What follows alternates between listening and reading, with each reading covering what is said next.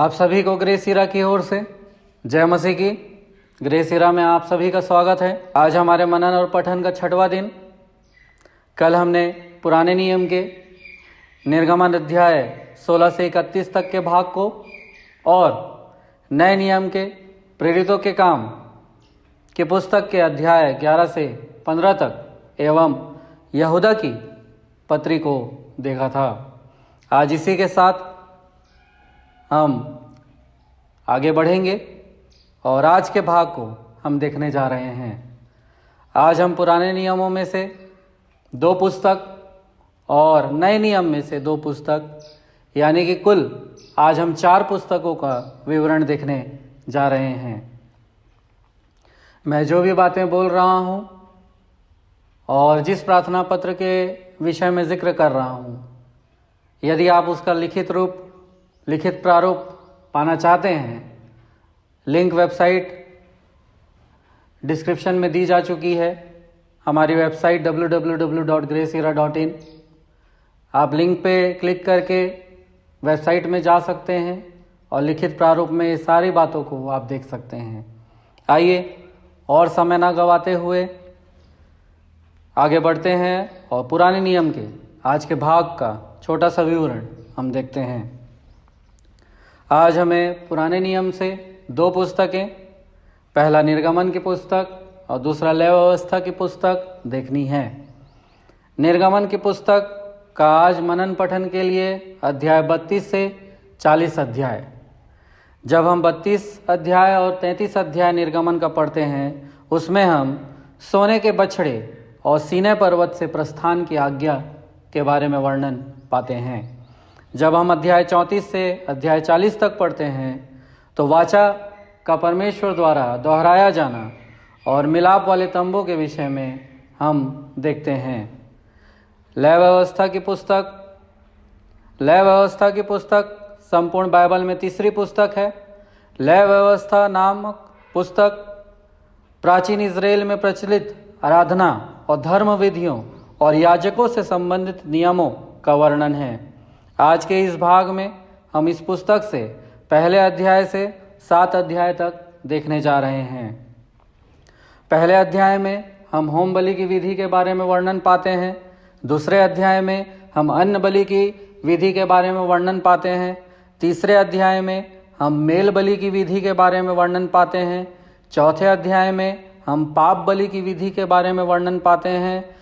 अध्याय 5 के 1 से 13 में हम पाप बलि क्यों दिया जाता है उसके कारण हम देखते हैं। अध्याय 5 के 14 से अध्याय 6 के 7 पद तक हम दोष बलि की विधि के बारे में पढ़ते हैं और अध्याय 6 के 8 से संपूर्ण 7 अध्याय तक हम विभिन्न बलिदानों की विधि को देखते हैं। इसी के साथ हमने आज पुराने नियम का जो हमारा भाग था उसको हमने पढ़ लिया है, विवरण हमने देख लिया है। आइए हम आगे नए नियम की ओर बढ़ते हैं।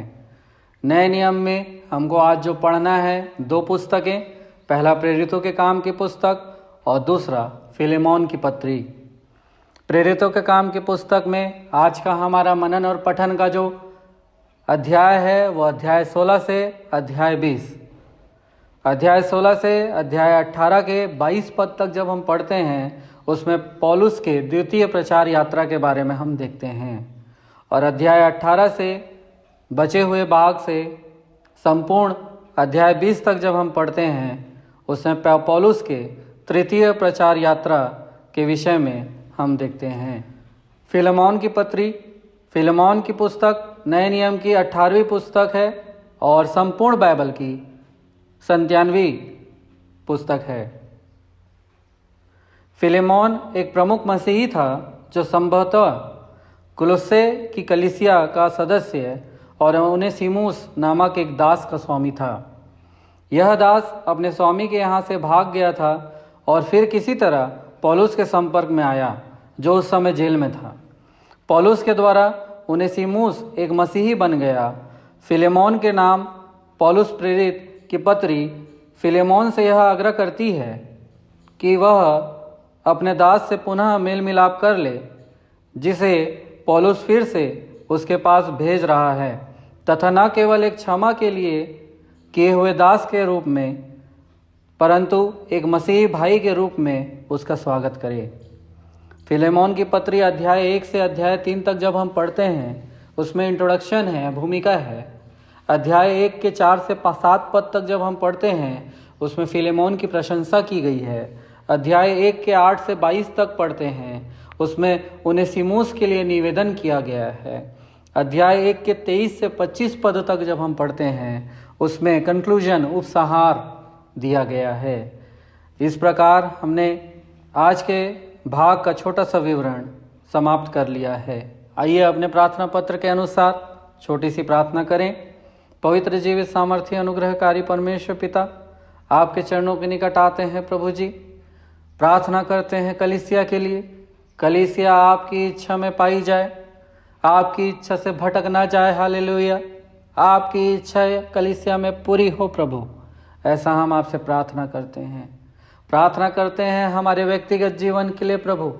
नाना प्रकार की समस्याओं से जूझते हुए हम एक समस्या आपके मध्य में अपने व्यक्तिगत जीवन की लेके आ रहे हैं परमेश्वर पिता। हमारी आर्थिक तंगी यीशु के नाम से दूर हो जाए। आर्थिक तंगी यीशु के नाम से दूर हो जाए। हालेलुया। यस लॉर्ड, आपकी महिमा के लिए हम इस्तेमाल होने पाएं। प्रार्थना करते हैं परमेश्वर दिल्ली राज्य के लिए और आंध्र प्रदेश राज्य के लिए। आप इन दोनों राज्यों में अपनी महिमा को लीजिए। इन दोनों राज्यों में आप लोगों को खड़े कीजिए। इन दोनों राज्यों के राजनेताओं, मुख्यमंत्रियों और सारे अधिकारियों को आपके हाथों में सौंपते हैं। आप सही निर्णय और सही रीति से राज्यों को चलाने में सहायता और मदद करें।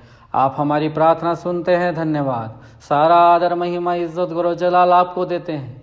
प्रार्थना यीशु के नाम से मांगते हैं। सुनिए और कबूल कीजिए। आमीन। जो भी बातें मैं बोल रहा हूँ, जिस प्रार्थना पत्र का जिक्र मैं कर रहा हूँ, उसका लिंक हमारे डिस्क्रिप्शन में दिया गया है। आप हमारी वेबसाइट www.graceera.in में जाकर देख सकते हैं। इसी के साथ हमने पठन के आज के भाग का छोटा सा विवरण देख लिया है। हम पठन और मनन में आगे बढ़ें और परमेश्वर के साथ अपने संबंध और मजबूत करें। कल मिलते हैं आगे के भाग के साथ। सबों को जय मसीह की। धन्यवाद।